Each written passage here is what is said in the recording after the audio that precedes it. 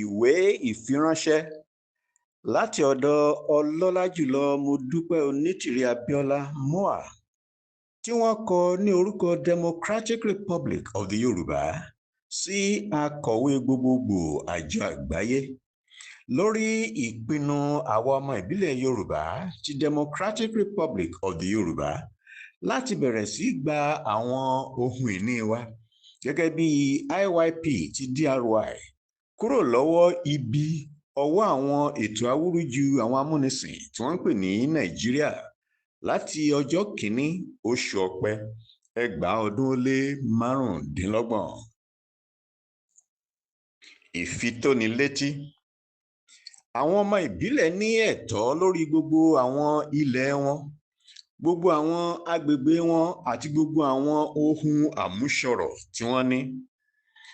Ààbò tó péye láti ní oore ọ̀fẹ́ sí àwọn ilẹ̀ àti àwọn ohun àmúṣọrọ̀ wọn ni ó jẹ́ pàtàkì nínú ètò ọrọ̀ ajé tí ó jẹ́ ti àwọn ọmọ ìbílẹ̀ láti ìṣẹ̀ǹbáyé wọn wá. Lórí àwọn ẹ̀tọ́ wọ̀nyí ni àwa ọmọ ìbílẹ̀ Yorùbá dúró lé.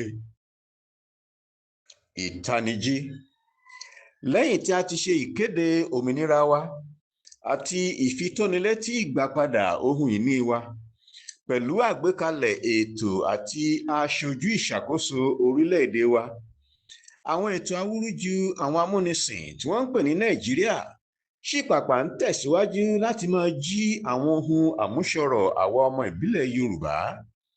Bẹ́ẹ̀ náà ni wọ́n ń lo àwọn ilé ìṣàkóso àti ohun ìṣàkóso wa gbogbo.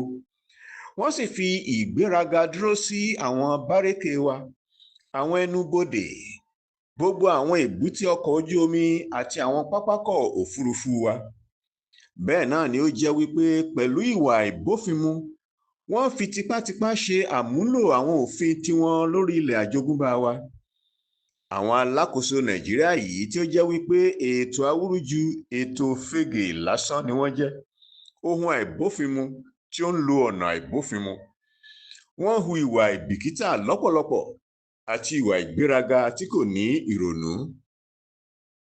Ìfitónilétí ní kíákíá: jẹ́ kí gbogbo àgbáyé ó mọ̀ pé láti ọjọ́ kìíní oṣù Ọ̀pẹ 2025 yìí, àwa ọmọ ìbílẹ̀ Yorùbá ti Democratic Republic of the Yoruba lákòótán yóò bẹ̀rẹ̀ sí gba gbogbo àwọn ohun ìní wa lójúkorojú báyìí kúrò ní ọwọ́ ibi ètò awúrúju àwọn amúnisìn tí wọ́n ń pè ní Nàìjíríà. Pẹ̀lú àgbàyanu oore ọ̀fẹ́ Ọlọ́run Olódùmarè ni a máa ṣe èyí. Ìpinnu wa èyí tí ó sì dájú láti gba àwọn ohun ìní wa gbogbo kò ní ìdúnàdúrà, bẹ́ẹ̀ ni kò yí padà, kò sì sí ìbojúwẹ̀yìn. Akọ̀wé gbogbogbò àjọ àgbáyé, Akọ̀wé gbogbogbò Antonio Guterres, 760 United Nations Plaza, Manhattan, New York City, the Secretary, New York 10017.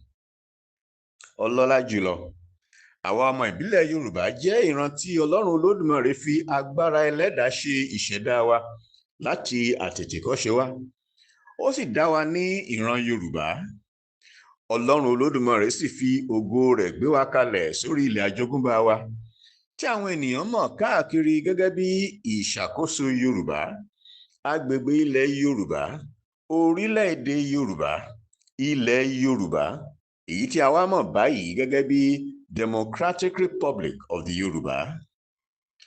Àwa ọmọ ìbílẹ̀ Yorùbá ti wà láàyè lórí ilẹ̀ àjogúnbá wa kí ó tó di àkókò tí àwọn amúnisìn dé, àti pàápàá fún ìgbà pípẹ́ kí ó tó di àkókò tí àwọn Gẹ̀ẹ́sì amúnisìn fi tò ètò awúrúju tí wọ́n pè ní Nàìjíríà.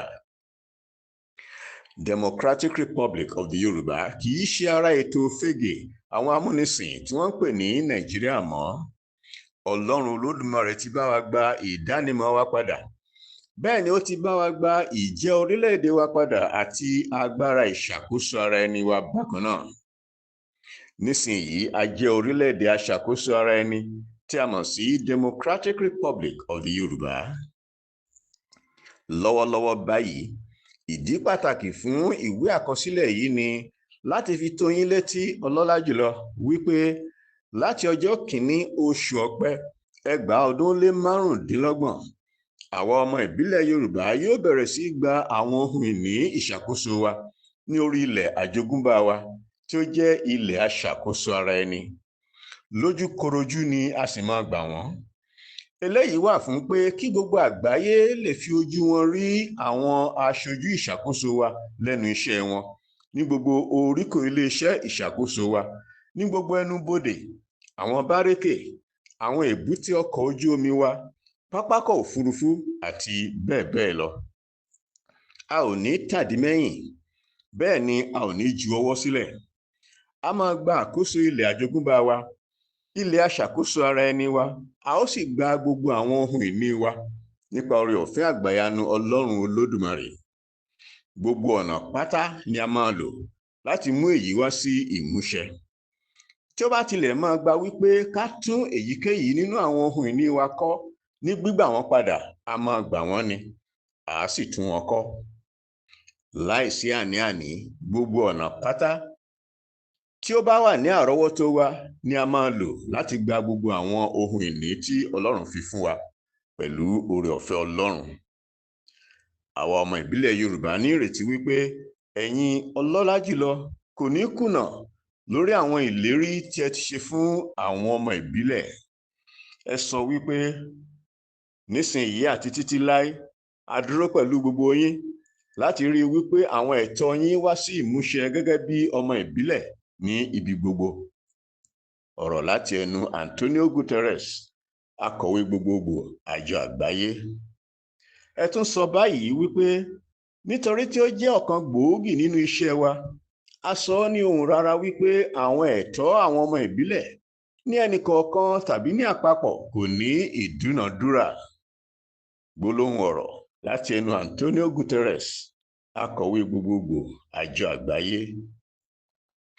Nísìnyí, àwa jẹ́ orílẹ̀-èdè olómìnira aṣàkóso ara ẹni tí a sì ní ẹ̀kúnrẹ́rẹ́ àwọn ẹ̀tọ́ láti ṣe àkóso ara wa àti láti dáàbò bo ara wa. Ọlọ́run Olódùmarè nínú àánú rẹ̀ àìlópin ti fi ìbùkún fún àwa ọmọ ìbílẹ̀ Yorùbá ti Democratic Republic of the Yorùbá. Ìbùkún ìbẹ̀rẹ̀ ọ̀tun, ojúmọ́ ọ̀tun. Kò sí ẹnikẹ́ni tàbí ohunkóhun tí ó lè dá dúró tàbí kí ó fà á sẹ́yìn. Iṣẹ́ ìyanu Ọlọ́run Olódùmarè ni. Lẹ́yìn ìkéde òmìnira wa, àwa ọmọ ìbílẹ̀ Yorùbá ti fi àwọn àkọsílẹ̀ ìwé ránṣẹ́ sí ààrẹ Nàìjíríà tẹ́lẹ̀ rí, ààrẹ Buhari, ní 2022. A sọ fún un wípé àwa kì í ṣe ara ètò àwọn amúnisìn tí wọ́n ń pè ní Nàìjíríà mọ́. A sì sọ fún un wípé kí ó kó gbogbo ìfarahàn àkóso Nàìjíríà kúrò lórí ilẹ̀ àjogúnbá wa, kí ó sì gbé lé àwa ọmọ ìbílẹ̀ Yorùbá lọ́wọ́. Bákan náà, àwa ọmọ ìbílẹ̀ Yorùbá fi irúfẹ́ àwọn ìwé àkọsílẹ̀ ọ̀hún ránṣẹ́ sí ààrẹ òfegè àkóso Nàìjíríà tí ó wà níbẹ̀ lọ́wọ́lọ́wọ́ báyìí. Èyí ni ààrẹ Tinubu. Ní ọ̀sẹ̀ àkọ́kọ́ tí ó bẹ̀rẹ̀ iṣẹ́ ní 2023 ni a fi àwọn ìwé náà ránṣẹ́ sí i. Láti 2022 títí di 2025 yìí, àwa ọmọ ìbílẹ̀ Yorùbá ti fi oríṣiríṣi àwọn ìwé àkọsílẹ̀ ránṣẹ́ sí àwọn alákòóso ètò òfegè àwọn amúnisìn tí wọ́n ń pè ní Nàìjíríà. Àwọn kókó ọ̀rọ̀ tí ó sì wà nínú àwọn ìwé wọ̀nyí ni pé àwa ọmọ ìbílẹ̀ Yorùbá kò sí lára ètò amúnisìn, ètò ìyínilọ́pọlọpọ̀ tí wọ́n ń pè ní Nàìjíríà mọ́, àti pé kí wọ́n kó ìfarahàn Nàìjíríà kúrò pátápátá. Kí ó tó di òpin ọdún yìí 2025, àwa ọmọ ìbílẹ̀ Yorùbá ti Democratic Republic of the Yorùbá lẹ́ẹ̀kan sí máa gbé ohùn síta ní gbangba àti níwájú gbogbo àgbáyé láti sọ fún ààrẹ Tinubu, ààrẹ ètò òfegè àwọn amúnisìn tí wọ́n ń pè ní Nàìjíríà, wípé kí ó fi ipò rẹ̀ sọ fún gbogbo àwọn olórí àwọn ọmọ ogun rẹ̀, àwọn ìránṣẹ́ ètò àkóso rẹ̀, mínísítà, àti àwọn tó kù tí wọ́n ń lo agbára Nàìjíríà lórí ilẹ̀ wa pé kí wọ́n kóra wọn kúrò ní gbogbo àwọn ìpínlẹ̀ Democratic Republic of the Yorùbá. Ìtají, àìsí ààbò èyí tí ó sì burú jáì ní ètò ìyínilọ́pọlọpọ̀ àwọn amúnisìn tí wọ́n ń pè ní Nàìjíríà jẹ́ ohun tí ó jẹ́ pé àwọn alákòóso Nàìjíríà fúnra wọn ni wọ́n wà nídìí rẹ̀, gẹ́gẹ́ bí àwọn agbésùmọ̀mí ọ̀hún fúnra wọn ti sọ. Ìta gbangba ni wọ́n sì ti sọ. Ẹ jẹ́ kí ó yé gbogbo ènìyàn wípé a ò gbà rárá bí àwọn alákòóso Nàìjíríà ètò òfegè ti ń lo àwọn agbésùmọ̀mí tí àwọn fúnra wọn jẹ́ onígbọ̀wọ́ fún láti dá òfegè àìsí ààbò sílẹ̀ láàrin àwọn agbègbè Democratic Republic of the Yoruba. Ìmoore. Mo mọ̀ ọ́ lóore ọlọ́lá jùlọ fún ìgbọràndùn yín, ìfọwọ́sowọ́pọ̀ yín àti ìyọ́nú yín. Mo dúpẹ́ lọ́pọ̀lọpọ̀ pé ẹ lo àkókò láti ka àkọsílẹ̀ yìí.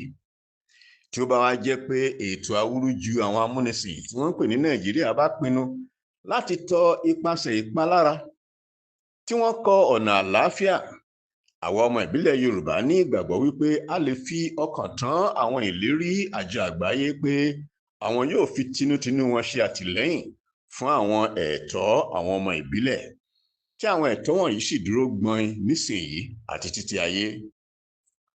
Kí Ọlọ́run bùkún àjọ àgbáyé, kí Ọlọ́run bùkún Democratic Republic of the Yoruba. Pẹ̀lú ìyẹ́sí tí ó ga jùlọ, mo dúpẹ́ Onítìrí Abíọ́lá Olóyè Ìyáàfin ní orúkọ Democratic Republic of the Yoruba. A kọ ìwé yìí ní 20 oṣù Bélú 2025.